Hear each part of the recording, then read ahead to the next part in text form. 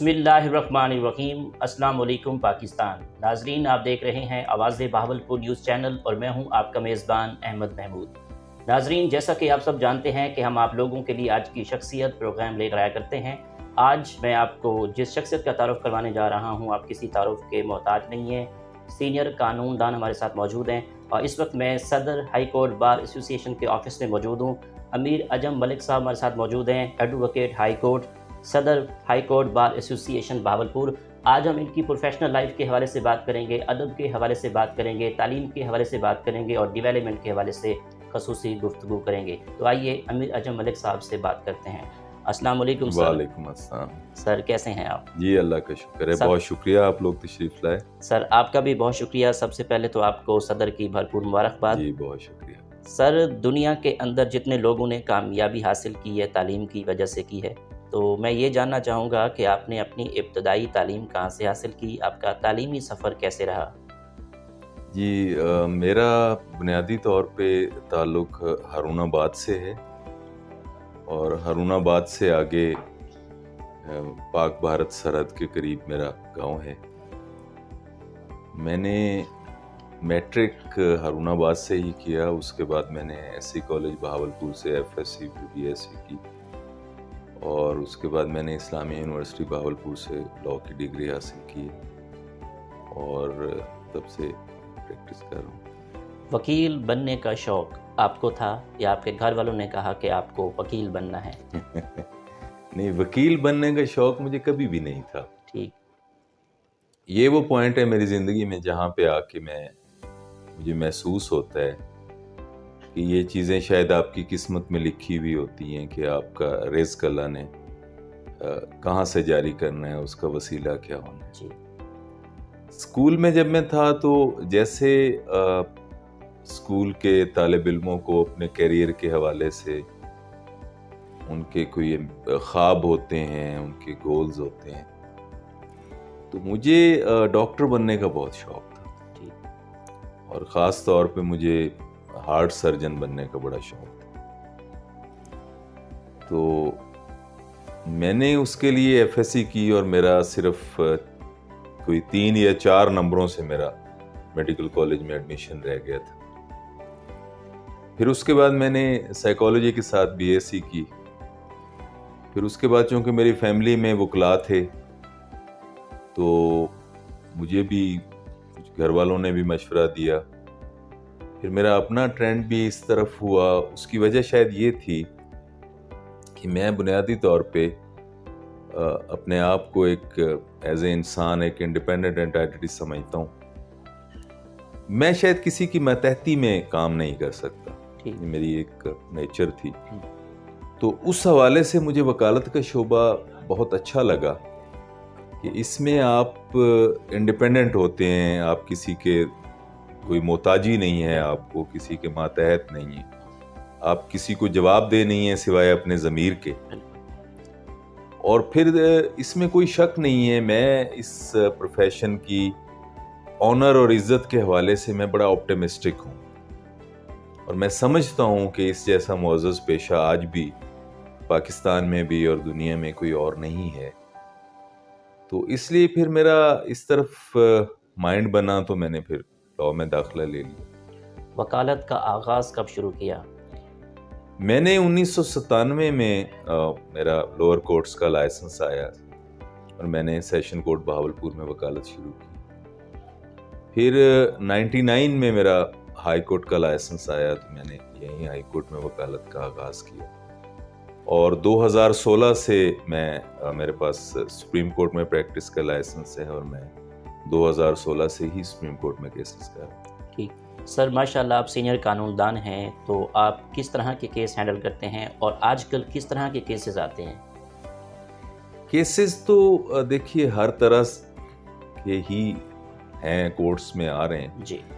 मेरा शुरू से रुझान क्रिमिनल केसेस की तरफ ज़्यादा था, तो मैं वैसे तो सभी केस ले लेता हूँ, कर लेता हूँ, लेकिन ये है कि मेरा क्रिमिनल साइड पे जो है वो ज़्यादा प्रैक्टिस है मेरी बतौर वकील।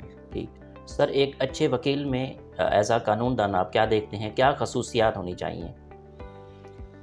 ہاں جی، یہ بہت اچھا سوال کیا آپ نے. میرے خیال میں جو ہمارے نئے آنے والے دوست ہیں ان کے لیے ضرور میں جو میرا اپنا تجربہ ہے، جو مشاہدہ ہے، اس کے حوالے سے میں ضرور بات کروں گا. وکیل کے لیے سب سے جو بنیادی چیز ہے نا، وہ یہ ہے جو میں سمجھتا ہوں کہ اس کی نظر میں نا ایک اپنے پیشے کے حوالے سے ایک سیلف ریسپیکٹ ہونی چاہیے. اس کو یہ ادراک ہونا چاہیے کہ میں جس پیشے سے وابستہ ہوں اس پیشے کا ایک مقام ہے، اس کی ایک عزت و تکریم ہے، اور مجھے اس کو قائم رکھنا ہے. وہ ڈیووٹیڈ ہونا چاہیے اپنے پیشے کی عزت اور تکریم کو قائم رکھنے کے لیے، تاکہ وہ کوئی ایسا کام نہ کرے جس سے نہ صرف اس کی ذات ڈیگریڈ ہو، جو اس کی ذات کے لیے ڈسگسٹنگ ہو، بلکہ اس سے پورا وکالت کا پروفیشن جو ہے وہ ڈیگریڈ ہو. دوسرے نمبر پہ چیز یہ ہے کہ اس کی اپنے پیشے کے ساتھ ڈیووشن ہونی چاہیے. اس کا ایک گول ہونا چاہیے کہ میں نے ایک بہت اچھا وکیل بننا ہے، میں نے علم والا وکیل بننا ہے، اور سب سے بڑھ کے یہ کہ میں نے ایک اپنے پیشے کے ساتھ آنیسٹی رکھنی ہے، میں نے ایک آنیسٹ پروفیشنل بننا ہے. آنیسٹی جو ہے یہ شروع میں تو آپ کو فیل ہوگا اس میں کہ شاید اس کا ریٹرن اتنا زیادہ نہیں ہے، اس میں ملٹیپلیکیشن نہیں ہو رہی ہے فائنانشلی آپ کو، لیکن آہستہ آہستہ آپ کو اس بات کا ادراک ہوگا کہ آپ کسی بھی پیشے میں ہیں تو ایز اے پروفیشنل جو سب سے آپ کے لیے قیمتی چیز ہوتی ہے وہ آپ کی گڈ ول ہوتی ہے. اگر ایز اے پروفیشنل آپ کے پاس آپ کی گڈ ول ہے تو آپ ایک کامیاب پروفیشنل ہیں. اور سب سے بڑی چیز جو اس میں ہونی چاہیے، جو میں سمجھتا ہوں ہر جگہ پہ اور ہر پیشے میں ہوتی ہے اور وکالت میں وہ بطور خاص ہے، وہ یہ ہے کہ آپ کو بہت محنت کرنی ہوتی ہے، آپ کو پوری ڈیووشن کے ساتھ ہارڈ ورک کرنا ہوتا ہے. اور اگر آپ ایک شروع کے 3 سال، خاص طور پہ جب آپ اس پروفیشن کا آغاز کرتے ہیں تو شروع کے 3 سال اگر آپ محنت کر لیتے ہیں تو آپ کو ایک کامیاب وکیل بننے سے میرا خیال ہے کہ کوئی رکاوٹ نہیں ہونی چاہیے. جی سر، بہت اچھا جواب سر. سر، بار اور بینچ کے تعلق کو کس طرح بہتر کر سکتے ہیں اور کس حد تک بہتر ہے؟ آپ دیکھتے ہیں اس کو امپروو ہونے کی ضرورت ہے. جی، یہ آپ کا بہت ہی خوبصورت سوال ہے. میں سمجھتا ہوں بہت امپورٹنٹ بات ہے یہ ہمارے پروفیشن میں. ہوتا یہ ہے کہ ایک کانسیپٹ ڈیولپ کر دیا گیا جو کسی مسکنسیپشن کے نتیجے میں شاید اسپونٹینیسلی خود ہو گیا کہ بار اور بینچ کوئی 2 علیحدہ چیزیں ہیں. ایسا ہرگز نہیں ہے. جو ہمارے معزز جج صاحبان ہوتے ہیں وہ پہلے بار کے ممبرز ہی ہوتے ہیں، وکالت سے ہی وہ جو ہے بینچ میں جاتے ہیں. وہ چاہے ہائی کورٹ کے ججز ہوں، چاہے سول جج آپ آئے ہیں یا سیشن جج ہوں، کسی بھی لیول پہ آپ بیٹھے ہیں تو بیسیکلی وہ بار کے ممبرز ہوتے ہیں. اور میں نے یہ دیکھا ہے کہ اپنے کام کے ساتھ ساتھ جو ہے وہ ایک ڈیفرنٹ نوعیت کا کام، تھوڑا سا قدرے ڈیفرنٹ ضرور ہے، لیکن ہمارے جتنے بھی معزز جج صاحبان ہیں وہ بیسیکلی اپنے آپ کو وکیل ہی سمجھتے ہیں. ان کے ذہن میں یہی ہوتا ہے کہ ہم وکیل ہیں. جہاں تک بار اور بینچ کے ریلیشن کا اور گڈ ریلیشنز کا تعلق ہے تو اس کے بغیر تو آپ کی ڈسپینسیشن آف جسٹس ممکن ہی نہیں ہے میرے نزدیک. جب تک بار اور بینچ کے درمیان ایک ہارمنی نہیں ہوگی، ایک ورکنگ ریلیشن نہیں ہوگا. اور سب سے بڑی بات جو میں سمجھتا ہوں وہ یہ ہے کہ باہمی احترام کا رشتہ نہیں ہوگا. اگر جج صاحبان وکیل کی عزت نہیں کرتے تو وکیل پوری طرح سے اس کو ڈیلیور نہیں کر پائے گا جو اس کا رول ہے اس کیس کے فیصلے تک، اس کیس کو پہنچانے میں، اور جو انصاف ہے وہ غریب کی دہلیز تک پہنچانے میں.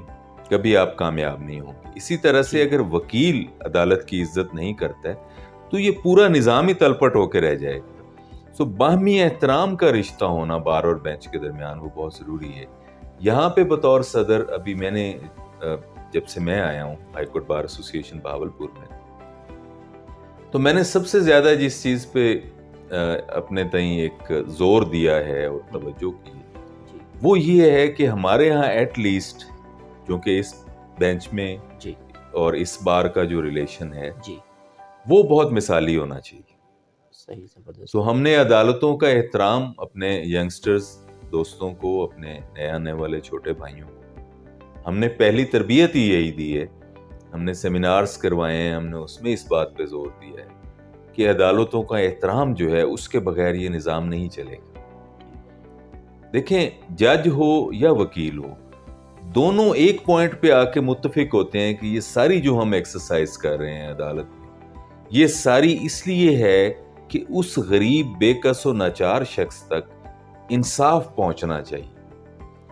اگر at the end of the day آپ انصاف نہیں مہیا کر سکتے کسی مظلوم کو, تو جتنی بھی قانونی ایکسرسائز آپ نے کی ہے بطور وکیل, آپ نے بطور جج, آپ نے بطور پروسیکیوٹر یا بطور لا افسر, جو بھی آپ نے اس ایکسرسائز میں حصہ لی ہے, وہ ساری جو ہے فروٹ لیس ہے. سو اس کے اندر ساری چیزوں کے اندر اس نظام کو ہم نے اگر چلانا ہے تو میں یہ سمجھتا ہوں کہ بار اور بینچ کا باہمی عزت و احترام کا جو رشتہ ہے وہ سب سے اس میں کلیدی کردار رکھتا ہے اور اس پورے نظام کی روح ہے. جناب صدر ہائی کورٹ بار ایسوسی ایشن ہیں, تو آپ اپنی بار میں ڈیولپمنٹ کے حوالے سے بات کریں تو نو ڈاؤٹ ڈیولپمنٹ ہو رہی ہے. مزید ان فیوچر اپنے ٹینور میں کیا پلانز ہیں آپ کے؟ دیکھیں, بار میں ڈیولپمنٹ دو طرح سے ہوتی ہے. ایک ڈیولپمنٹ ہے کہ آپ کنسٹرکشن ورک کر رہے ہیں, ضروریات ہوتی ہے نا وقت کے ساتھ ساتھ بڑھتی ہیں. بالکل. مثلا ایک وقت آپ کو فیل ہوتا ہے کہ آپ کا بار روم چھوٹا پڑ گیا ہے ممبرس کی تعداد کے حوالے سے, آپ اس کی کنسٹرکشن کرتے ہیں, اس میں آپ کو فرنیچر چاہیے, آپ کو دیگر ڈیولپمنٹس چاہیے, آپ کو وہ جو راستے اس کو آپ نے ڈف ٹائل لگوانی ہے کہیں پہ, آپ کے دیگر مسائل ہیں. دوسری ڈیولپمنٹ جس کا کانسیپٹ میرے ذہن میں تھا شروع سے جب سے میں آیا ہوں, اور میرا یہ خواب تھا کہ میں اس ڈیولپمنٹ کے اوپر بہت زور دوں, وہ ہے آپ کی انٹلیکچوئل ڈیولپمنٹ. بطور وکیل آپ انٹلیکچولی کس طرح سے نئے آنے والے ینگ لائرز کو ڈیولپ کر رہے ہیں مینٹلی. یہ ڈیولپمنٹ اگر آپ نہیں دے رہے تو آپ لاکھ بار رومز بنوا رہے ہیں, لاکھ ان کو فرنش کر لیں, آپ لاکھ عمارتیں کھڑی کر لیں, فرنیچرز بنوا لیں, کچھ بھی کر لیں, میں سمجھتا ہوں کہ بار میں جو ڈیولپمنٹ کا کانسیپٹ ہے وہ مکمل نہیں ہوگا. اب ہم نے اس میں کیا کیا ہے, میں آپ کو دونوں سائڈوں پہ علیحدہ علیحدہ بتا دیتا ہوں. سب سے پہلے جو کنسٹرکشن کا جہاں تک تعلق ہے تو وہ یہ ہے کہ ہم بطور ہائی کورٹ بار ایسوسی ایشن ہم یہ محسوس کرتے ہیں کہ اب جتنی تعداد ہے ممبرس کی اس کے حوالے سے ہمارا بار روم بہت چھوٹا پڑ گیا. اس کے ساتھ لیڈیز بار روم ہے, اس کو بھی اسپیشیس ہونا چاہیے, وہ بھی بہت چھوٹا ہے, کیونکہ ہر سال نئے ممبرز جو ہے وہ انڈکٹ ہوتے ہیں بار کے اندر, اور اس حساب سے جیسے جیسے تعداد بڑھتی ہے تو آپ کو اپنی ایکسپینشنز بھی کرنی ہوتی ہیں, جو کہ نہیں. اس کے لیے میں نے چیف جسٹس صاحب کو ریکویسٹ کی, ان کو جو سابقہ چیف جسٹس صاحب تھے ان کو ہم نے لیٹر لکھا. اس کے بعد جو نئے چیف جسٹس صاحب, ابھی موجودہ چیف جسٹس صاحب ہیں, آنریبل مسٹر جسٹس محمد امیر بھٹی صاحب, ان سے ہم نے متعدد میٹنگز کی, ان کو ریکویسٹ کی, اور ہم نے ان کو قائل کیا اس بات پہ. اور نو ڈاؤٹ وہ ہمارے جو چیف جسٹس صاحب ہیں وہ بارز کی ڈیولپمنٹ کے حوالے سے بہت زیادہ کنسرن ہے, بہت زیادہ کنسرن ہے بار کی ڈیولپمنٹ کے حوالے سے, اور وہ اپنے آپ کو بار کا حصہ سمجھتے ہیں. اور جو پہلے میں نے گزارش کی ہے وہ بالکل آنریبل چیف جسٹس صاحب کا یہی ویژن ہے کہ بار اور بینچ جو ہے وہ دونوں ایک ہی گاڑی کے پہیے ہیں, اور بار کو ہم نے ساتھ لے کے چلنا ہے ہائی کورٹ لیول کے اوپر. انہوں نے مہربانی فرمائی, ہمارا ایک جو مین پروجیکٹ بن رہا ہے کورٹس کا, یہیں جہاں ہم بیٹھے ہیں اس کے سامنے, تو وہ 6 منزلہ کورٹ کمپلیکس ہے, تو اسی کے PC1 میں ہمارا بار روم کمپلیکس بھی انہوں نے شامل کیا. اور اب ہمارا یہاں ہائی کورٹ بار ایسوسی ایشن بہاولپور میں بار روم کا 3 منزلہ جو ہے وہ کمپلیکس بن رہا ہے, جس میں ہم گراؤنڈ فلور کے اوپر ہمارا مین بار روم ہے, اور فرسٹ فلور کے اوپر لیڈیز بار روم ہے, بہت اسپیشیس لیڈیز بار روم ہے, اور اس کے ساتھ کیفیٹیریا ہے. پھر ہمارا سیکنڈ فلور کے اوپر جو ہے لائبریری ہے, پلس اس کے اندر IT سینٹر بھی ہے, اور ساتھ اس کے جو ہے وہ لائرز کا کیفیٹیریا ہے جو ایکسکلوسیولی لائرز کے لیے ہوگا. یہ 3 منزلہ کمپلیکس ہے. اس کے علاوہ اس سے پہلے جو اب تک ہم نے کیا ہے وہ یہ ہے کہ ہمارے ہاں کنٹین جو ہے کیفیٹیریا, خاص طور پہ جو وکلاء کا حال تھا اس کے اندر, اس کی حالت بہت خراب تھی, تو اس کو ہم نے رینوویٹ کیا ہے. اس میں فرنیچر کی جو ضرورت ہے, دیگر جو اس کے اندر تھی وہ ہم نے کی ہے. اور سب سے زیادہ جس چیز پہ میں سمجھتا ہوں، اب ہم دوسری اس پوائنٹ آف ویو پہ آتے ہیں جو آپ کا ایک انٹلیکچوئل سائڈ ہے بینگ لائر. اس میں یہ ہے کہ ایک میرا خواب تھا، اور وہ یہ تھا کہ میں لائبریری کے اندر ایک ایسا آئی ٹی کا شعبہ بناؤں جس کے اندر وکیل آئے اور وہ ایک پریپوزیشن دے کہ مجھے اس نقطے کے اوپر دنیا بھر کا لا چاہیے، مجھے پاکستان کی سپریم کورٹ کے اس کے اوپر ججمنٹس چاہیے، ہائی کورٹ کی ججمنٹس چاہیے، جو لا آتھرز نے بکس لکھی ہیں مجھے ان کا مواد چاہیے، اور اس کو ایک کلک کے اوپر جو ہے اس پریپوزیشن کے اوپر پوری دنیا کے لا آتھر کی بکس کا مواد اور فیصلے جو ہیں وہ، چاہے مجھے یو کے سپریم کورٹ کا چاہیے، مجھے یو ایس سپریم کورٹ کا ججمنٹ چاہیے، تو وہ اس کو مل سکے. تو وہ میں نے جو ہے وہ ماشاءاللہ اب ہم نے اس کو اسٹیبلش کر لیا ہے، اور ہم چیف جسٹس صاحب سے ریکویسٹ کیے ہم نے کہ جی وہ بہت جلد آ کر اس ہمارے آئی ٹی کے شعبے کا افتتاح کریں. اس کے اندر ہم نے نئی امپلائمنٹ کی ہے، اس کے اندر ہم نے ایم فل کمپیوٹر سائنس میں بچے اور بچیاں جو ہیں ان کو ہم نے امپلائمنٹ دی ہے جو اپنے شعبے میں انتہائی ایکسپرٹس ہیں. پھر ہم ان بچوں کو جو ہے جو ہمارے ہائی کورٹ کے ریسرچ آفیسرز ہیں، جو ان کا ریسرچ سیل ہے، ان سے ہم ٹریننگ بھی دلوا رہے ہیں کہ کس طرح سے آپ نے ویب کو اپروچ کرنا ہے، کس طرح سے آپ نے جو مطلوبہ آپ کو مواد چاہیے لا کے اوپر وہ آپ نے کس طرح سے ایکسٹریکٹ کرنا ہے وہاں سے. تو یہ پورشن بھی ہم اس کو بالکل اگنور نہیں کر رہے. اس کے بعد میں نے ایک سیمینارز کا سلسلہ شروع کیا. ہم نے قانون کے مختلف جو ایسپیکٹس ہیں، کانسٹیٹیوشن کے جو مختلف ایسپیکٹس ہیں، ان کے اوپر ہم نے سیمینارز کروائے ہیں. اس میں جج صاحبان بھی تشریف لاتے ہیں، اور اس میں پرٹیکولرلی فوکس کر رہا ہوں ینگ لائرز کو. ینگ لائرز کے ساتھ سب سے بڑا مسئلہ یہ ہے کہ وہ کتاب سے دور ہوتے جا رہے ہیں. یہ بڑا انفارچونیٹ ہے اس شعبے کے ساتھ، میں سمجھتا ہوں. تو یہ میرا ایک پوائنٹ آف ویو تھا کہ ہمیں اپنے ینگ لائرز کو کتاب کے ساتھ اٹیچ کرنا ہے، ان کی جو ایک اکیڈیمک ایکٹیویٹیز ہیں ان کو بڑھانا ہے. تو ہائی کورٹ بار کے اندر ہم نے وہ اکیڈیمک ایکٹیویٹیز جو ہیں ان کو بھی شروع کیا ہے. سیمینارز کروا رہے ہیں، ورک شاپس کروا رہے ہیں، کانفرنسز کروا رہے ہیں. ابھی بھی نیکسٹ بدھ کو جو constitutional jurisdiction of high court کے اوپر ہم نے سیمینار رکھا ہوا ہے، اور اس میں آنریبل سینئر جج صاحب جو ہیں بینچ کے، وہ چیف گیسٹ، نہ صرف چیف گیسٹ ہوں گے بلکہ انشاءاللہ وہ گیسٹ اسپیکر بھی ہوں گے اس کے اندر. سر، کلائنٹس کے حوالے سے بات کریں تو کلائنٹس کے ساتھ وکلا کا کس طرح کا بیہیو ہونا چاہیے، اس بارے میں آپ بتائیے گا. دیکھیں، بیہیویئر جو ہے اس میں آپ تھیوریٹیکلی تو چیزوں کو ایک سٹینڈرڈ میں لا سکتے ہیں. آپ کہہ سکتے ہیں کہ اس کا یہ سٹینڈرڈ ہم سیٹ کر رہے ہیں کہ آپ کو اس طرح ہونا چاہیے، لیکن بیہیویئر جو ہے وہ پرسن ٹو پرسن ڈیفرنٹ ہوتا ہے. ہر شخص کی ایک علیحدہ شخصیت ہوتی ہے، اس کو اسی شخصیت کے حوالے سے، اپنی پرسنالٹی سیٹ اپ کے حوالے سے دوسروں سے ڈیل کرتے ہیں. لیکن کچھ چیزیں ہیں جو آئیڈیلی ہونی چاہیے. آئیڈیلی تو سب سے زیادہ جو میں سمجھتا ہوں کہ وکیل کے لیے ضروری ہے، خاص طور پہ یہ چیز شاید ہمارے ینگ لائرز کے لیے زیادہ اہمیت رکھتی ہے، وہ ہے کہ حسن اخلاق. ہمیں تو ہمارے نبی کریم صلی اللہ علیہ وسلم نے بھی حسن اخلاق پہ زور دیا، قرآن بھی سارا حسن اخلاق پہ زور دیتا ہے حقوق العباد کے حوالے سے. تو ایک چیز بڑی اہم ہے اس کے اندر جو ینگ لائرز کو سمجھنی چاہیے، وہ یہ ہے کہ آپ کو وکیل غریب کلائنٹ بناتا ہے ہمیشہ. جو امیر کلائنٹ ہوتا ہے، جس کے پاس پیسے ہیں، وہ جا کے بڑا وکیل رکھتا ہے، وہ سینئر وکیل رکھتا ہے. آپ اگر بگنر ہیں، آپ ینگ لائر ہیں، آپ نے سٹارٹ لیا ہے، تو آپ کے پاس ہمیشہ غریب کلائنٹ آئے گا جو بڑے وکیل کی فیس نہیں دے سکتا.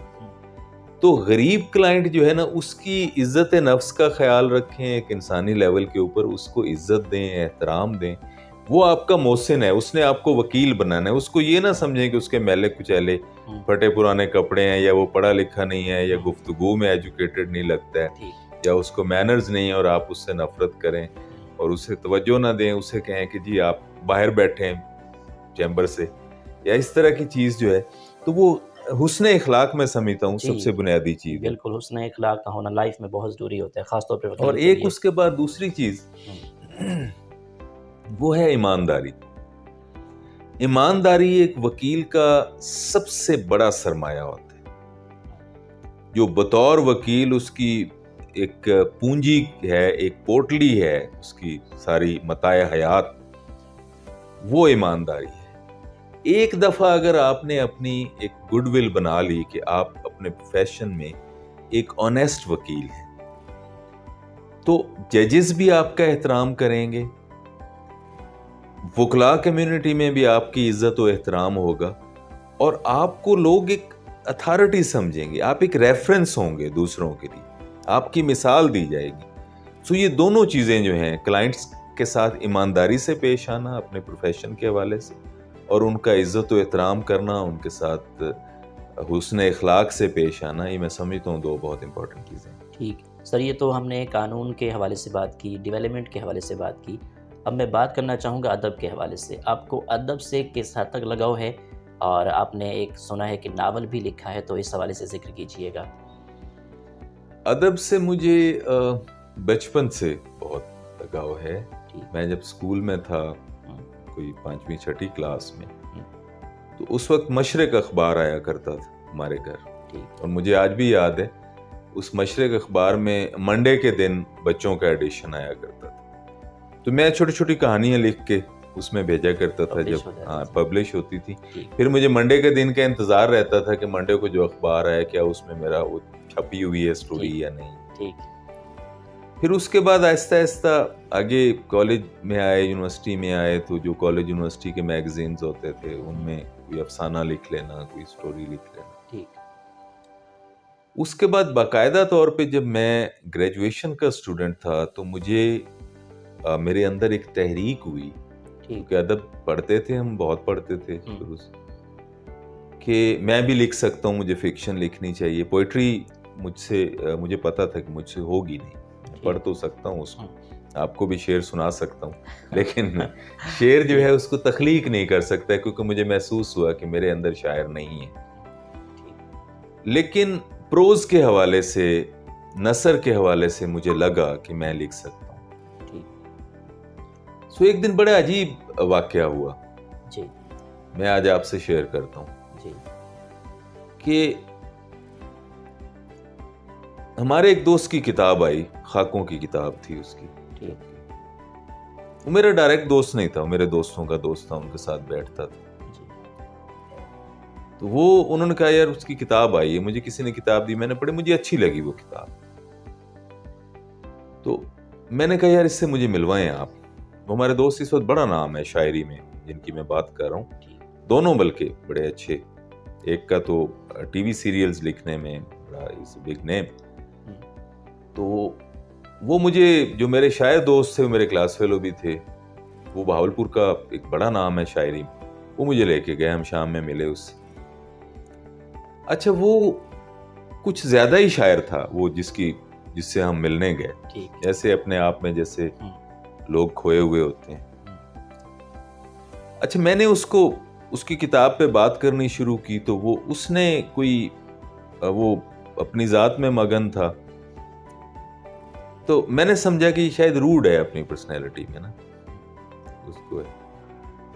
تو اس دن واپسی پہ مجھے یہ خیال آیا کہ میں جو اس سے انسپائر ہو رہا ہوں تو میں خود بھی لکھ سکتا ہوں، ایسی کیا بات ہے، یہ لکھ سکتا ہے تو میں کیوں نہیں لکھ سکتا۔ آپ یقین مانیے اسی دن واپسی پہ میں نے ایک کاغذوں کا ریم خریدا، میں نے ایک بال پوائنٹس کی پیکٹ لیا، میں گھر آیا اور میں نے اپنا پہلا ناول سرد معبد جو ہے وہ اسی دن لکھنا شروع کر دیا۔ یہ میں آپ کو بتا رہا ہوں 94 کی بات ہے یہ۔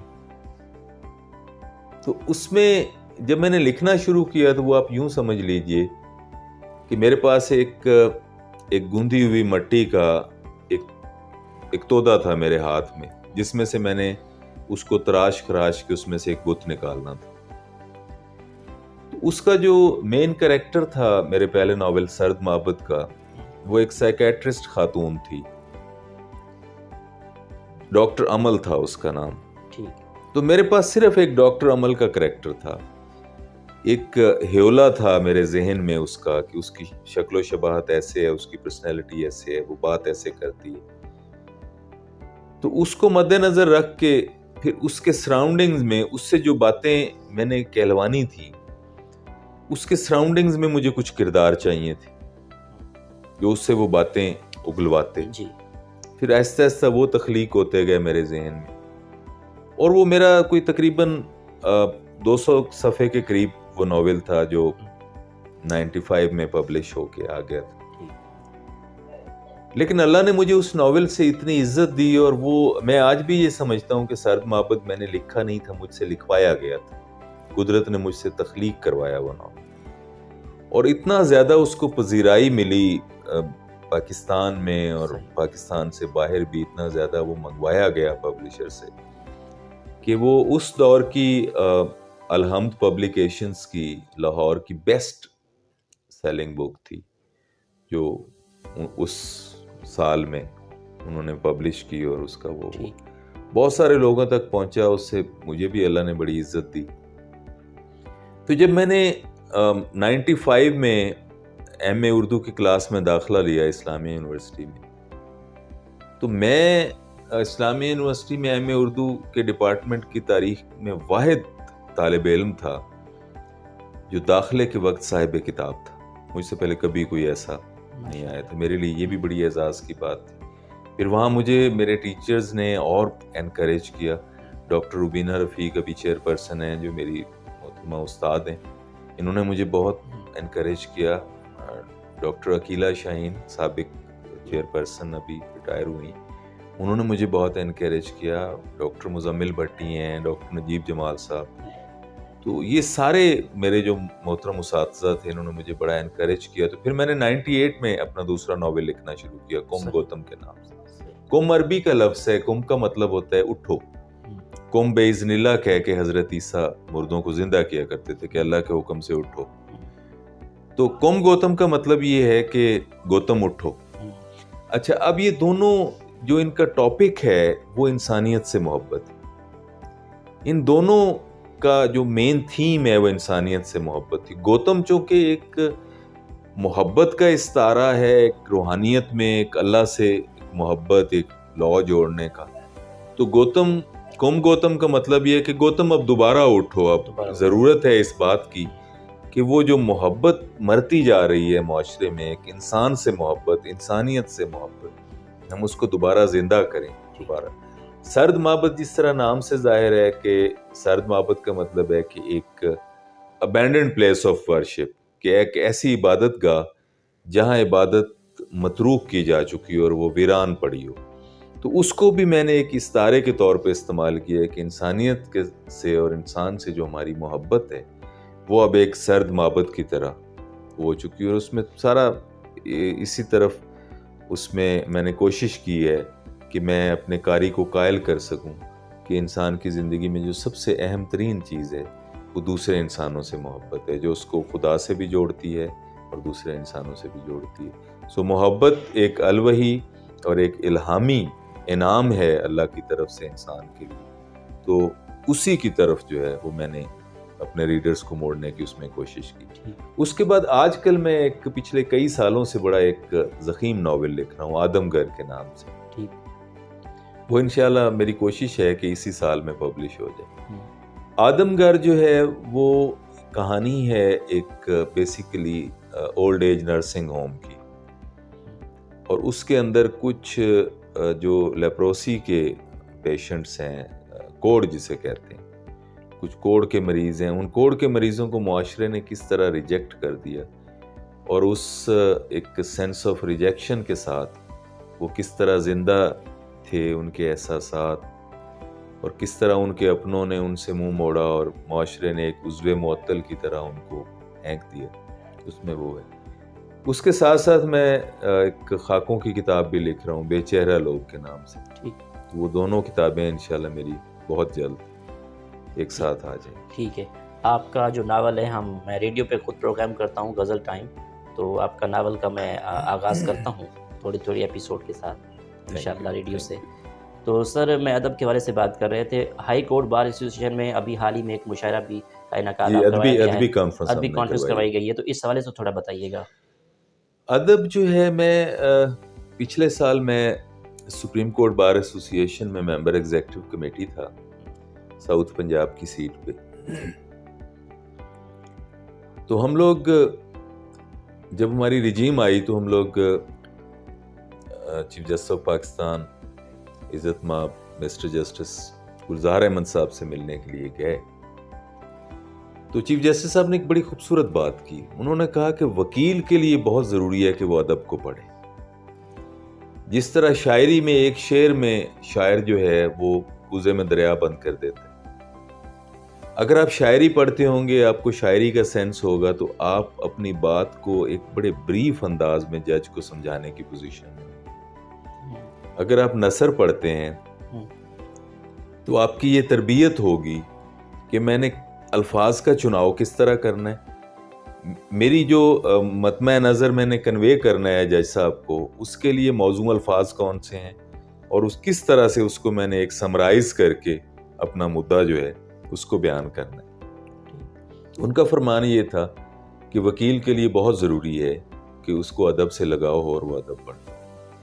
اسی بات کو آگے بڑھاتے ہوئے, میں تو چونکہ خود میرا ادب سے تعلق تھا, میں ایک ادنا سا قاری ہوں ادب کا, تو میرے ذہن میں یہ تھا کہ میں یہ سمجھتا ہوں ذاتی طور پہ کہ بار ایسوسی ایشنز میں ادبی سرگرمیاں ضرور ہونی چاہیے.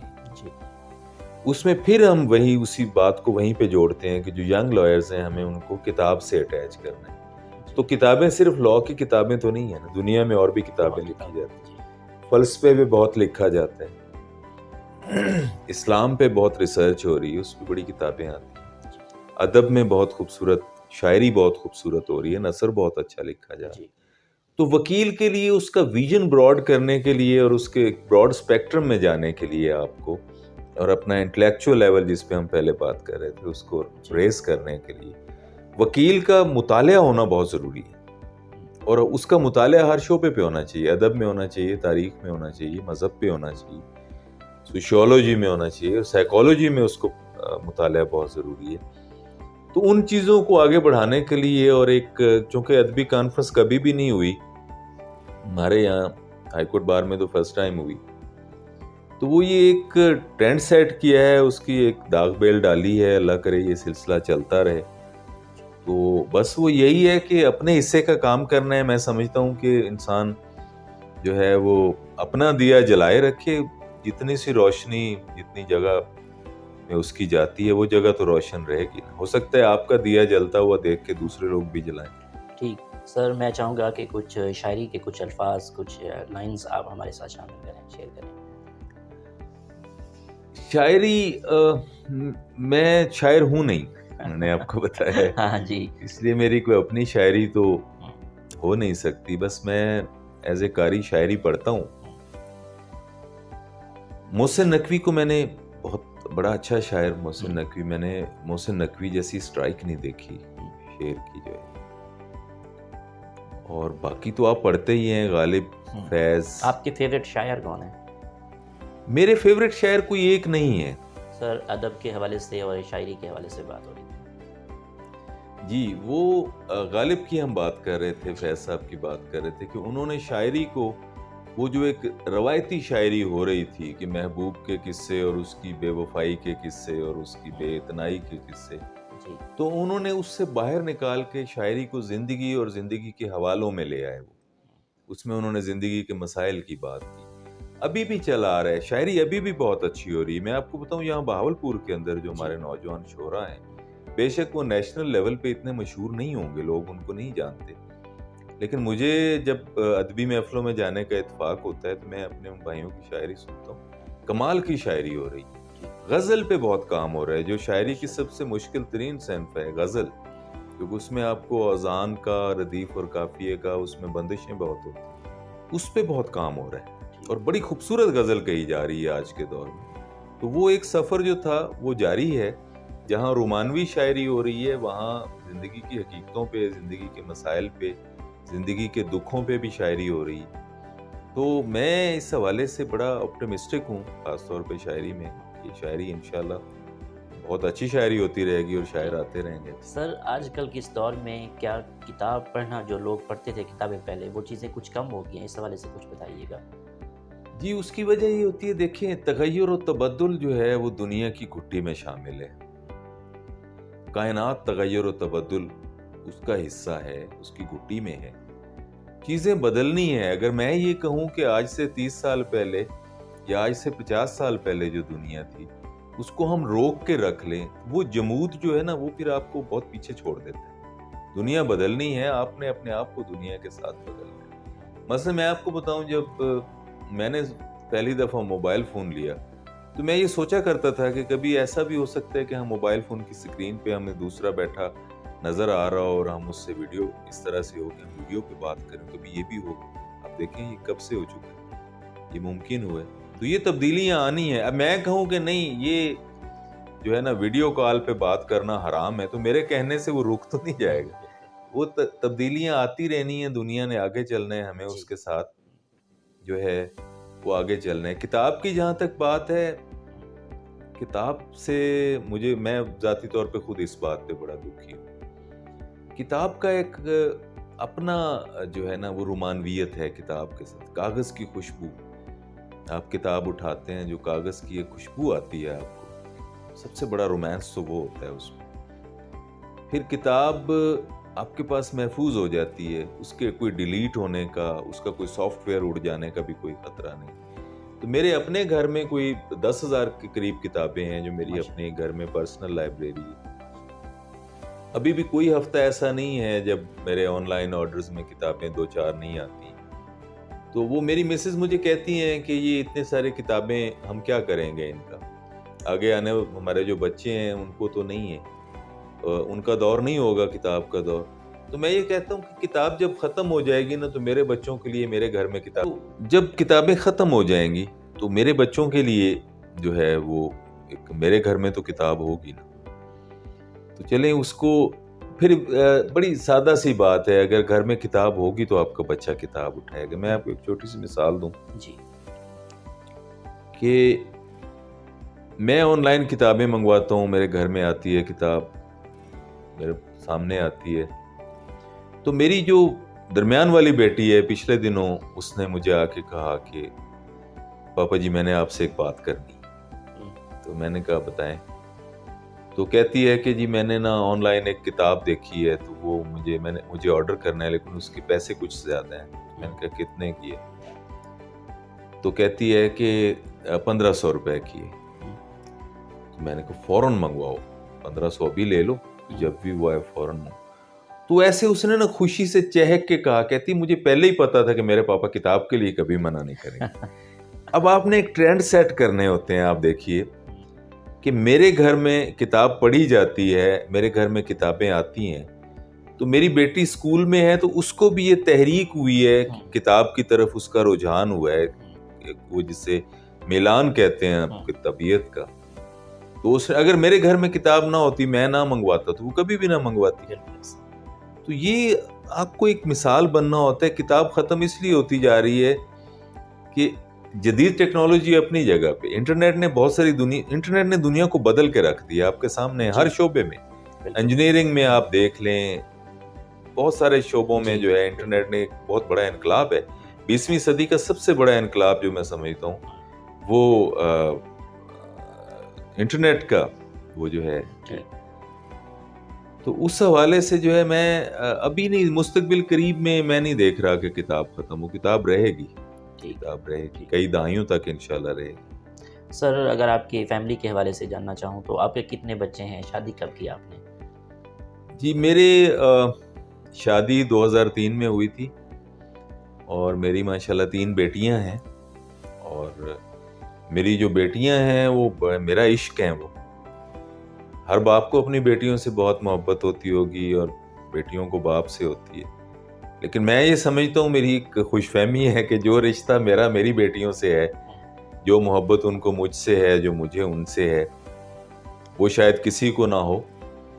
اور بیٹی اور باپ کے رشتے کے حوالے سے ہمیشہ مجھے جو چیز بڑا اندر ایک خوشی محسوس ہوتی ہے، یہ سمجھ لیں میں اس کو انجوائے کرتا ہوں، وہ ہمارے نبی پاک اور ان کی صاحبزادی محترمہ کا جو رشتہ ہے، حضرت فاطمہ الزہرا رضی اللہ عنہا اور حضور صلی اللہ علیہ وسلم کا جو رشتہ ہے، ہمارے لیے اس سے بڑی کیا مثال ہوگی.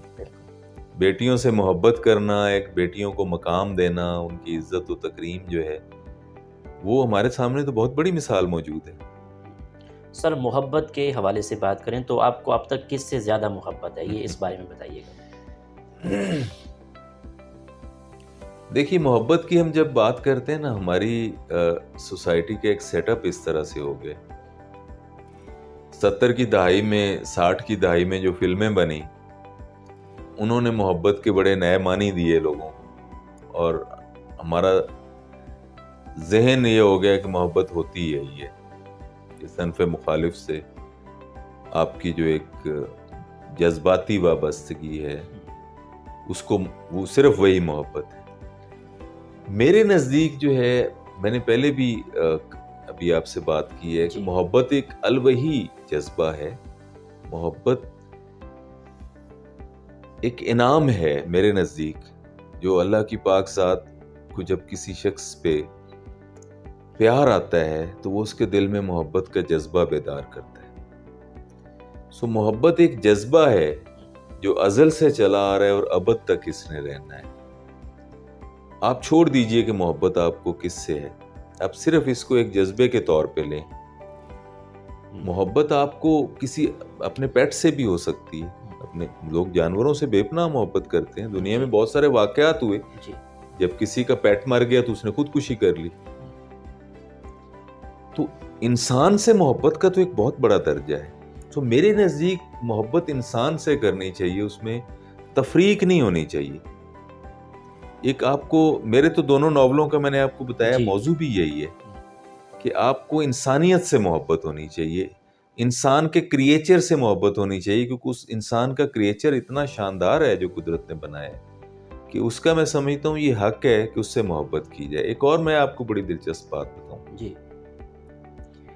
ہم لوگوں سے اکثر یہ گلہ کرتے ہیں کہ میں آپ سے بہت محبت کرتا ہوں، آپ مجھ سے محبت نہیں کرتے۔ بالکل، محبت کا کوئی کمپلشن تو ہو ہی نہیں سکتا، یہ تو ایک اسپونٹینیس سینٹیمنٹ ہے جو آپ کے دل میں دوسرے کے لیے پیدا ہوتا ہے۔ اگر اس کے دل میں نہیں پیدا ہو رہا تو میں کسی کو کیسے کمپیل کروں کہ وہ بھی مجھ سے محبت کرے؟ اگر میں اس سے محبت کرتا ہوں تو یہ میرا مسئلہ ہے، اس کا تو نہیں ہے۔ محبت جو ہے وہ دوسرے کو حق سمجھ کے دینی چاہیے۔ اگر میرے دل میں ایک بڑے بھائی کے طور پہ آپ کے لیے ایک چھوٹے بھائی کی حیثیت سے میرے دل میں آپ کے لیے محبت ہے تو وہ مجھے یہ سمجھ لینا چاہیے کہ یہ آپ کا حق ہے، یہ آپ پہ میرا احسان نہیں ہے۔ لیکن ایٹ دا ریسیپینٹ اینڈ جو ہے، آپ کو دوسرے کے محبت کے جذبے کو ایز اے احسان جو ہے اس کو ریسیو کرنا چاہیے۔ سو محبتیں حق کے طور پہ دی جانی چاہیے اور احسان کے طور پہ وصول کی جانی چاہیے۔ میرا تو یہی فلسفہ رہا ہے ہمیشہ سے۔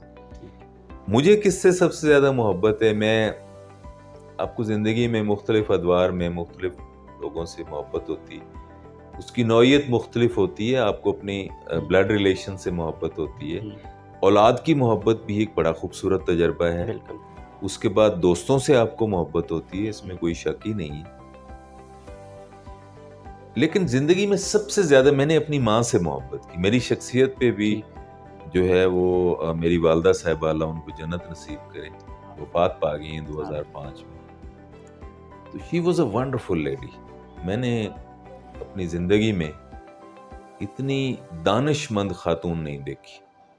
یہ نہیں ہے کہ وہ میری ماں ہے میں اس لیے کہہ رہا ہوں، میں اگر انڈیپینڈنٹ اپروچ سے بھی دیکھوں تو وہ بہت بہت دانش مند خاتون تھی، ان کے اندر وزڈم بہت تھی۔ اور میں نے زندگی میں سب سے زیادہ جس شخصیت کا اثر لیا، جس شخصیت کا میری پرسنالٹی پہ اثر ہے، وہ میری ماں ہی ہے۔ میں ابھی جو میری خاکوں کی کتاب آ رہی ہے اس میں ان کا خاکہ بھی لکھ رہا ہوں، تو میں چاہتا ہوں کہ میں دنیا کو بتاؤں کہ میری ماں کیسی تھی اور میرا ان سے رشتہ کیسا تھا۔ سو اس بات میں مجھے کبھی بھی کوئی شک نہیں رہا کہ میں نے زندگی میں جو سب سے زیادہ عشق کی حد تک محبت کی وہ میں نے اپنی ماں سے کی۔ تو باقی تو چلتی رہتی ہیں، دیگر رشتوں سے بھی ہوتی ہیں، ہر محبت کی ایک نوعیت ہوتی ہے۔ ٹورزم کے حوالے سے بات کریں تو آپ کو ٹورزم کا کتنا شوق ہے؟ کون کون سے شہر آپ کو اچھے لگتے ہیں؟ آپ کا پسندیدہ شہر کون سا ہے؟ ٹورزم جو ہے وہ مختلف ادوار میں آپ کا اس طرف مختلف رجحان رہتا ہے۔ زمانہ طالب علمی میں میرا ٹورزم یہ ہوتا تھا کہ میرے پاس ایک کیمرہ ہوتا تھا، ایک ڈائری ہوتی تھی، ایک میرا وہ بیگ ہوتا تھا پیچھے، تو میں ایک جینز اور 2 ٹی شرٹ اٹھائیں اور میں کبھی 15 دن کے لیے نکل گیا پہاڑوں میں ادھر ادھر. تو میں اکیلا جایا کرتا تھا، میں کبھی کسی کو ساتھ لے کے نہیں جاتا تھا، کیونکہ میرا یہ ہوتا تھا کہ میری مختلف جگہوں کے اوپر جو میری محسوسات ہوتی تھی وہ میں ڈائری میں لکھتا رہتا تھا. تو اس کے لیے مجھے ایک یکسوئی چاہیے ہوتی تھی، اس کے لیے ایک پرائیویسی چاہیے ہوتی تھی، مختلف لوگوں سے ملنا، مختلف علاقوں کو دیکھنا، قدرت کی صناعی کو دیکھنا. اللہ نے ہر علاقے میں مختلف طبیعتوں کے لوگ بنائے ہیں، ان کے سوچنے کے انداز ڈیفرنٹ ہیں. تو میں پہاڑوں اور ندیوں کو دیکھ کے خوش ہونے کی بجائے وہ اپنی جگہ، وہ اللہ کی، میں نے عرض کیا ہے کہ اس کی تخلیق پہ، اس کی مصوری پہ، وہ غالب نے کہا نا کہ سبزہ و گل کہاں سے آتا ہے، ابر کیا چیز ہے، ہوا کیا ہے. تو پہاڑوں میں جا کے آپ کو احساس ہوتا ہے، آپ قدرت کی صناعی پہ جو ہے وہ اشش کر اٹھتے ہیں، اور آپ کو اللہ کا مصور ہونا جو ہے اس پہ بڑا پیار آتا ہے آپ کو دیکھ کے. اس کے بعد جو ہے پھر جب آپ کی فیملی ہو جاتی ہے، آپ کے بچے ہو جاتے ہیں، تو پھر آدمی پریفر کرتا ہے کہ آپ کہیں بھی جائیں تو بچوں کے ساتھ جائیں. اس کی آپ کا ایک اپنی بچوں کے ساتھ جانے میں ایک طمانینت ہوتی ہے، ایک آپ کی. پھر ویکیشننگ کا جو ہے ہمارے یہاں چونکہ اگست میں چھٹیاں ہوتی ہیں کورٹس میں، تو میری کوشش ہوتی ہے کہ ہر سال میں اپنے بچوں کے ساتھ کہیں نہ کہیں ضرور جاؤں. بہاولپور کے بارے میں آپ کے کیا تاثرات ہیں؟ بہاولپور کے بارے میں آپ کو بتاؤں کہ simply it is an amazing and wonderful city. ہمارے جیسے سپریم کورٹ بار کے الیکشنز ہوتے ہیں تو ہمارے کینڈیڈیٹس پورے پاکستان سے مختلف شہروں سے کمپین کے لیے آتے ہیں جی. اور ایک فکرہ جو مجھ سے ہر کینڈیڈیٹ کہتا ہے وہ یہ کہتا ہے کہ ہم نے اتنا پرسکون اور اتنا صاف ستھرا شہر نہیں دیکھا کبھی پاکستان. اس میں کوئی شک نہیں ہے. پھر بہاولپور کا جو سب سے بڑا ایک ایسٹ ہے وہ بہاولپور کی تاریخ ہے، ایک ریاست کی تاریخ ہونا، اور وہ بڑا رچ ہے کلچر وائز. وہ بہاولپور کی ہسٹری جو ہے وہی چیزیں چلی آ رہی ہیں آگے. آپ دیکھیں سب سے زیادہ مجھے جو بہاولپور کے لوگوں کے، اپنے ریاست کے لوگوں کے مزاج میں جو چیز اٹریکٹ کرتی ہے وہ ان کی وفاداری اور مروت. وہ ایک نسل در نسل جو ہمارے بزرگوں سے ہم نے دیکھا، ہم نے سیکھا، وہ ایک مروت، رواداری، ایک وفاداری ہے، ایک اچھی روایات ہیں جو ابھی بھی بہت سارے گھروں میں، بہت سارے خاندانوں نے ابھی قائم رکھی ہوئی ہیں. اور وہ بے شک جتنا بھی زمانہ بدل گیا لیکن ہم لوگ کوشش کر رہے ہیں کہ وہ اپنی اگلی نسلوں میں اس کو ٹرانسمٹ کریں. تو ان تمام حوالوں سے جو ہے آپ دیکھیں تو بہاولپور ایک بہت خوبصورت اور ایک بہت حیرت انگیز شہر ہے، آپ اسے کہہ لیجیے. سر، آپ کی اس کامیابی کے سفر میں دوستوں کا، اساتذہ کا، والدین کا کتنا ساتھ رہا؟ دیکھیں انسان جو ہے وہ کہا جاتا ہے نا کہ مین از اے سوشل اینیمل. میں یہ سمجھتا ہوں کہ انسان اکیلا کچھ نہیں ہے، اور نہ ہی اسے اس لیے پیدا کیا گیا کہ یہ اکیلا زندگی گزارے. انسان کے وجود کی تخلیق کا بنیادی مقصد ہی یہ ہے کہ وہ دوسرے انسانوں کے ساتھ مل کے رہے گا. قدرت کو تو سب پتا تھا کہ کس لیے انسان کو زمین پہ بھیجا جا رہا ہے اور آگے کیا ہوگا، اللہ کو تو سب معلوم تھا. تو وہ ایک معاشرے کی تشکیل کے لیے، اور وہ زمین کے اوپر آپ کی ایک امتحان گاہ سجی ہوئی ہے انسانوں کے لیے. یہاں آپ ایک امتحان دیتے ہیں، اور جو جس طرح کا امتحان ہوا، جس طرح کا آپ کا پیپر ہوا، اس کا رزلٹ اگلے جہان جو ہے وہ آپ کے سامنے آنا ہے. سو میں سمجھتا ہوں کہ انسان کو دوسروں سے مل جل کے رہنا ہے، اسی سے ایک خوبصورت معاشرہ تشکیل پانا ہے. اور ہمیں سب سے زیادہ جو مد نظر رہنا چاہیے وہ حقوق العباد ہیں جو قرآن میں ہمیں اللہ نے سکھائے ہیں، اور ہمارے پیغمبر آخر الزمان حضرت محمد صلی اللہ علیہ وسلم کی جو اسوہ حسنہ ہے، جو ان کی سیرت مبارک ہے، اس سے ہمیں جو تعلیم دی گئی ہے. ہمارا سب سے اہم ترین ہمارا مقصد وہ ہونا چاہیے زندگی گزارنا۔ ٹھیک، آپ کی نظر میں کامیابی کیا ہے؟ یہ بڑا خوبصورت سوال کیا آپ نے، اور بڑا اس کے ہر شخص کے نزدیک ظاہر ہے مختلف معنی ہے۔ اب اس میں کوئی سٹینڈرڈ ڈیفینیشن نہیں ہے کہ کامیابی کیا ہے۔ میں آپ کو صرف یہ بتا سکتا ہوں کہ میں کیا سمجھتا ہوں۔ آپ کا اس سے اتفاق کرنا بھی ضروری نہیں، آپ کے نزدیک کامیابی کے اور ہوں گے، ہمارے کیمرہ مین کے لیے اور ہوں گے، میرے لیے اور ہوں گے ڈیفینیٹلی۔ میرے نزدیک کامیاب زندگی جو ہے وہ ہے، ہم پہلے کامیاب زندگی کی بات کر لیتے ہیں، پھر کامیابی کو انڈیویجولی دیکھ لیتے ہیں۔ میرے نزدیک آپ کی کامیاب زندگی وہ ہے جو آپ کے لیے آخرت میں کامیابی کا باعث بنے۔ وہ چاہے آپ نے غربت میں گزاری ہے، وہ چاہے آپ فٹ پاتھ پہ پڑے رہے ہیں بے یار و مددگار، یا آپ کے پاس بہت پیسہ ہے۔ کیا صحابہ کے پاس دولت نہیں تھی؟ بہت سارے صحابی بہت دولت مند تھے، لیکن اس دولت مندی کے اندر بھی انہوں نے جو ہے وہ زندگی گزاری جو آخرت میں کامیابی کا باعث ہے، جس کی ہمیں تعلیم دی گئی۔ سمپلی اس میں یہ ہے کہ میرے نزدیک آپ جس طرح کی بھی زندگی گزار رہے ہیں، جس شعبے سے وابستہ ہیں، ایک ایسی زندگی اور ایک ایسا طرز زندگی جو آپ کے لیے آخرت میں کامیابی کا باعث بنے، وہ ایک کامیاب زندگی ہے۔ اب کامیابی کے ڈیفرنٹ جو ہے وہ آپ کہہ سکتے ہیں کہ کامیابی اٹ سیلف جو ایک انسیڈنٹ جس کو آپ کہیں گے کہ میں کامیاب ہو گیا، مختلف ہے اس کے اندر۔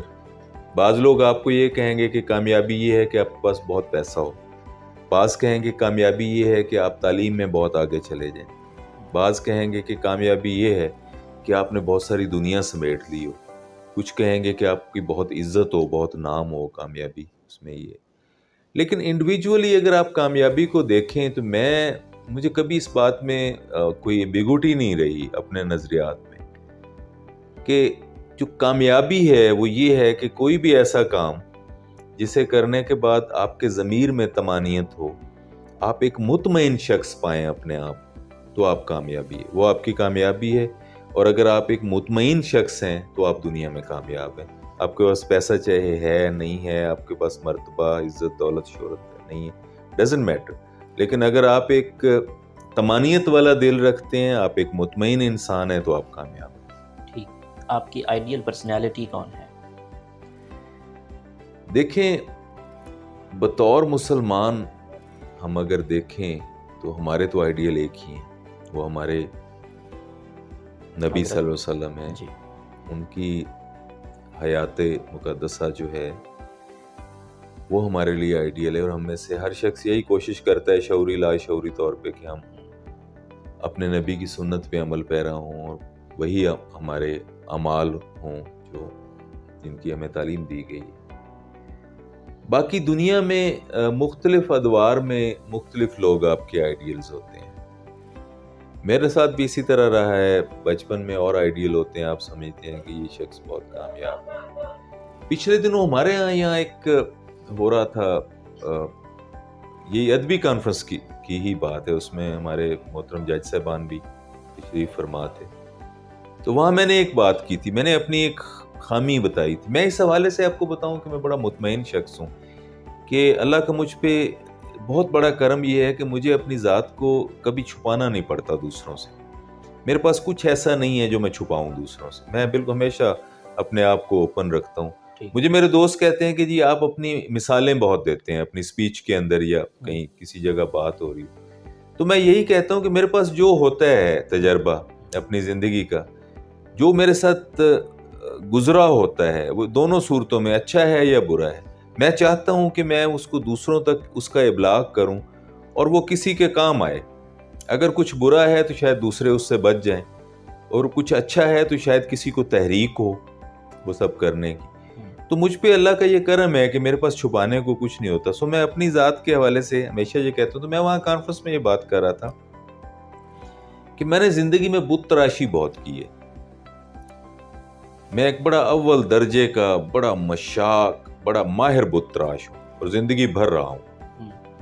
میں اپنے اندر کسی انسان کا نہ اپنی مرضی سے ایک بڑا حسین سفید سنگ مرمر سے، جو میں کہیں پتہ نہیں اسپین کے ساحلوں سے لے کے آتا ہوں، اور اس کو میں وہ تراشتا ہوں بت، بڑا خوبصورت، اس میں کوئی خامی نہیں رہنے دیتا، سالہ سال تک اس کو تراشتا رہتا ہوں، پھر اس بت کی خوبیاں جب وہ بن جاتا ہے تو میں دوسروں سے بیان کرتا ہوں.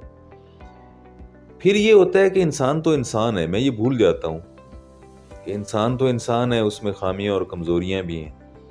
تو میں اس کو ایسے پوجا استھان بٹھا دیتا ہوں، ایک دیوتا بنا کے یا دیوی بنا کے. پھر جب وہ ایک ایسے کوئی آندھی چلتی ہے زمانے کی تو وہ بت گرتا ہے، وہ پاش پاش ہو جاتا ہے. تو پھر میں اس کا سوگ مناتا اپنی زندگی میں. پھر اس سوگ سے نکلنے کے لیے مجھے یہ سمجھ آتی ہے کہ میں ایک اور بت تراش کے اپنا دھیان ادھر لگا لوں، تو میں ایک دوسرے بت کو تراشنے میں لگ جاتا ہوں. یہ میرے ساتھ بہت ہوا زندگی میں. مختلف اپنی زندگی کے ادوار میں، بچپن میں، لڑکپن میں، پھر اب جوانی میں، پھر اب اس عمر میں، اس جگہ پہ جہاں میں اب پریکٹیکل لائف میں ہوں، تو میرے بت جو ہے وہ مختلف رہے ہیں. میں تراشتا رہا ہوں ان کو، وہ ٹوٹتے بھی رہے ہیں. لیکن ایک بات جو میں سمجھا ہوں وہ میں آپ سے ضرور شیئر کروں گا. وہ بڑے کام کی بات ہے، مجھے کسی خوش بخت لمحے میں مجھ پہ الہام ہوا، اللہ نے میرے دل میں ڈالی. آپ کے بھی کام آئے گی وہ بات. وہ یہ ہے کہ ایک چیز زندگی میں ہمیشہ یاد رکھیں کہ اللہ کی محبت کے علاوہ ہر محبت کو زوال ہے، اور آپ نے وہ زوال دیکھنا ہے زندگی میں. صرف اللہ کی محبت جو ہے اس کو بقا ہے، اس کو قیام ہے، وہ آخرت تک آپ کے ساتھ رہے گی. انسان سے آپ جب بھی محبت کریں گے، عشق کی حد تک کریں گے، اس نے ٹوٹنا ہے، اس بت نے. اس محبت کو زوال آنا ہے، اور آپ نے اپنی موت سے پہلے اس محبت کو زوال میں، برے حالوں میں، ٹوٹتے بکھرتے اور دکھ دیتے ہوئے آپ کی ذات کو اس سے دکھ ملنا ہے. اللہ کی ذات کے علاوہ جب آپ ٹوٹ کے کسی کو چاہیں گے، دکھ پائیں گے اس سے. اس کا مطلب یہ ہرگز نہیں ہے کہ آپ محبتیں کرنا چھوڑ دیں. یہ ہماری سرشت ہے. دیکھیں، انسان کی سرشت میں یہ ایک وہ اہمیت چاہتا ہے، وہ ریجیکشن نہیں چاہتا. انسان کبھی مسترد نہیں ہونا چاہتا کہ اس کو مسترد کیا جائے. محبت آپ اس لیے کرتے ہیں کہ محبت میں اہمیت کا احساس ہوتا ہے، ایکسیپٹنس ہوتی ہے، آپ کو ایکسیپٹ کیا جاتا ہے. آپ یہ اس لیے نہیں چاہتے کہ کوئی شخص آپ سے نفرت کرے، کیونکہ نفرت میں ایک ریجیکشن ہوتی ہے، آپ کو مسترد کر دیا جاتا ہے. محبت آپ کی سرشت میں نفرت سے پہلے ہے. اللہ نے پوزیٹیوٹی کو نیگیٹیوٹی سے پہلے رکھا ہوا ہے انسان کے خمیر میں. اب یہ آپ کا اپنا قصور ہوتا ہے، ہماری یہ اپنی خامی ہوتی ہے کہ ہم وہ جو چیز پہلے رکھی گئی ہے، جو پرائورٹی پہ ہے، پوزیٹیوٹی ہے، اس کو چھوڑ کے ہم نیگیٹیوٹی کی طرف جاتے ہیں. اس کا مطلب یہ ہرگز نہیں ہے کہ محبتیں کرنی چھوڑ دینی.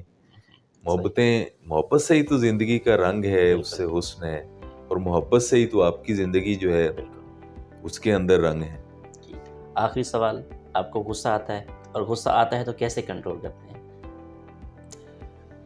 غصہ تو دیکھیں انسان کی سرشت میں ہے. اس میں میں آپ کو ایک چھوٹا سا واقعہ سناؤں.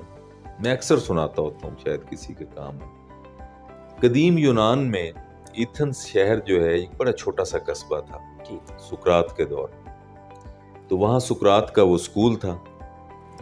تو ایک دن یہ ہوا کہ تعلیم حاصل کرنے کے بعد سقراط کے شاگرد ادھر ادھر ٹولیوں کی شکل میں بیٹھ کے گپیں لگا رہے تھے، اور ایک درخت کے تنے کے ساتھ ٹیک لگا کے سقراط بھی اپنے سوچو بچار میں گم بیٹھا ہوا تھا. اچھا، سقراط جو ہے نا، اس کا سر بڑا عجیب سا تھا. وہ ایک عام انسان کے سر کے سائز سے بہت بڑا سائز تھا اس کے سر کا، اور اس کا ماتھا یوں آگے کو ایسے نکلا ہوا تھا، اور اس کے سر پہ بال نہیں تھے، وہ گنجا تھا. تو ایک اجنبی شخص وہاں سے گزرا اور اس کے شاگردوں کے پاس وہ آ کے بیٹھ گیا. اس نے پانی وانی مانگا، انہوں نے پلایا. تھوڑی سی جب اس سے گپ شپ ہونے لگی تو اس اجنبی نے سقراط کے شاگردوں کو یہ کہا کہ مجھے اللہ نے ایک بڑی عجیب و غریب خوبی ودیعت کی ہوئی، اور وہ یہ ہے کہ جب میں کسی شخص کے چہرے پہ نظر ڈالتا ہوں تو میں اس شخص کی خامیوں سے واقف ہو جاتا ہوں. اچھا، انہوں نے کہا بڑا ویری انٹرسٹنگ، یہ تو کوئی بڑا کمال کا بندہ آج ہمارے ہاتھ آیا. تو اس نے سقراط کی طرف اشارہ کیا اور اس کے شاگردوں کو کہا کہ وہ جو موٹے سر والا بھدا سا بندہ بیٹھا ہوا ہے نا، اگر آپ کہیں تو میں آپ کو اس کی ساری خامیاں بتا دوں. اچھا، اس پہ ایک دم ایسے وہ سٹانڈ ہو گئے، خاموشی چھا گئی، کیونکہ انہوں نے تو سقراط کو ایک ایسا انسان دیکھا جو خوبیوں کا مرکہ ہے. خامی تو سوچ بھی نہیں سکتے تھے شاگرد اس کی. تھوڑی دیر بعد وہ جو ایک فطری تجسس ہوتا ہے نا ان کے اندر، اس نے جنم لینا شروع کیا. تو انہوں نے کہا ایک دوسرے سے سرگوشی کی کہ یار پوچھو تو صحیح ایسے ہی اپنی معلومات کے لیے کہ ہمارے استاد جی میں کیا کیا خامی ہیں. تو انہوں نے کہا کہ بتاؤ. اس نے کہا کہ یہ شخص اول درجے کا حاسد آدمی ہے، انتہا درجے کا کمینہ ہے، تنگ نظر ہے، غصہ اس کی ناک پہ دھرا رہتا ہے ہر وقت، نفرت کے خیالات اس کے دل میں آتے رہتے ہیں، لالچ، ہرس، بغض اس میں کوٹ کوٹ کے بھرا ہوئے. انہوں نے پکڑ لیا اس کو اور اس کو پیٹنا شروع کر دیا. شور شرابہ ہوا تو سقراط نے بلایا، بھئی کیا بات ہے، ادھر آؤ. وہ اس کو پکڑ کے اس کے پاس لے گئے. اس نے کہا کیا بات ہے؟ انہوں نے کہا کہ سقراط سے اس کے شاگردوں نے کہا کہ اس نے آپ کے بارے میں ایسی گفتگو کی ہے جو ہم کسی صورت برداشت نہیں کر سکتے. سقراط نے کہا بھلا مجھے بھی بتاؤ کیا گفتگو. نے کہا ہم اس کو دہرا نہیں سکتے، اس میں آپ کی اتنی تضحیق ہے. تو وہ اجنبی شخص بولا، اس نے کہا جی انہوں نے کیا دہرانی، میں دہرا دیتا ہوں. اس نے وہ سارا جو کچھ کہا تھا اس نے کہا جی میں نے آپ کے بارے میں یہ کہا. سقراط ہنس پڑا اس بات. اس کے شاگرد اور زیادہ حیران ہوئے کہ اس سے تو ہمارے استاد جی 2 قدم آگے جا رہے ہیں. اس نے تو جو کہا یہ اس کے کہے ہوئے پہ بجائے اس کے کہ ہمیں یہ کہیں کہ اس کی بوٹی بوٹی کر دو، تو یہ تو خوش ہو رہے ہیں. تو انہوں نے سقراط سے پوچھا کہ آپ کو اس کی بات بری نہیں لگی، آپ کو غصہ نہیں آیا؟ سقراط نے کہا نہیں. تو وہ اور حیران ہوئے. انہوں نے کہا کیوں نہیں آیا؟ تو اس نے کہا اس لیے کہ یہ ایک ایک لفظ ٹھیک کہہ رہا ہے، یہ جو اس نے کہا ہے میں ہوں وہ. انہوں نے کہا یہ کیسے؟ ہم نے تو آپ کو آج تک ایسا کبھی نہیں دیکھا. اس نے کہا یہی تو پوائنٹ ہے اس میں کہ انسان خیر اور شر کا مجموعہ ہے. قرآن کہتا ہے انسان منفی اور مثبت قوتوں کا مجموعہ ہے. یہ آپ کو سائیکالوجی کا علم کہتا ہے. رحمانیت اور شیطانیت کے تصور آپ کو اسلام نے دیے ہیں کہ زمین کے اوپر رحمانی قوتیں کار فرما ہے، پیراللی شیطانی قوتیں بھی کار فرما ہے. سائیکالوجی نے کہا کہ اس کو تھیناٹوس کہتے ہیں. انہوں نے ایک تھیناٹوس کا ورڈ دیا ہے، ایک اصطلاح استعمال کی اس کے لیے کہ انسان کے اندر منفی اور مثبت قوتیں ایٹ دا سیم ٹائم کار فرما ہے. غصہ جو ہے نا وہ آپ کی بات پہ آتے ہیں. میں یہ کہوں کہ مجھے غصہ آتا ہی نہیں تو میں جھوٹ بول رہا ہوں. یہ کیسے ہو سکتا ہے کہ انسان اور اس کو غصہ نہ آئے؟ بات وہی. ہاں سقراط نے کہا کہ یہ سب میں ہوں، لیکن میں نے اپنی ان خامیوں کے اوپر اوور کم کر لیا ہے، قابو پا لیا ہے. آپ کو وہ نظر نہیں آتی. میری خوبیاں ابھر کے سامنے آ گئی ہیں. اگر میں ان کو زیر نہ کر سکتا، یہ جو خامیاں ہیں انسانی سطح کے اوپر، تو میں آپ کو یہی نظر آتا جو یہ اجنبی کہہ رہا ہے.